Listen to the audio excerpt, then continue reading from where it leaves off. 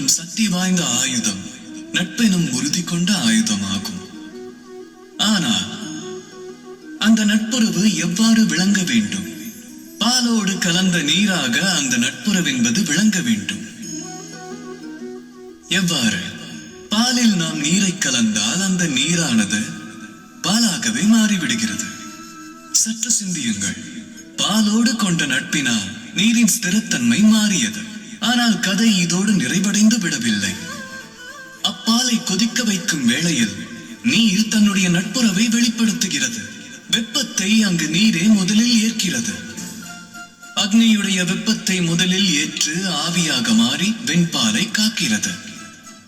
அதன் பிறகு நீரெனும் நண்பன் விலகியதால் பாலானது பொங்குகிறது. பாத்திரத்தை விட்டு சோகத்தில் பொங்கி வழியும் அது எப்பொழுது சாந்தமடைகின்றது? சிறிது ஜலம் அதோடு இணையும் பொழுதுதான்.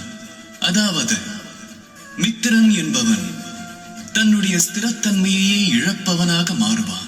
மித்திரன் என்பவன் தனது நட்பிற்காக தன்னையே தியாகம் செய்ய துணிவான்.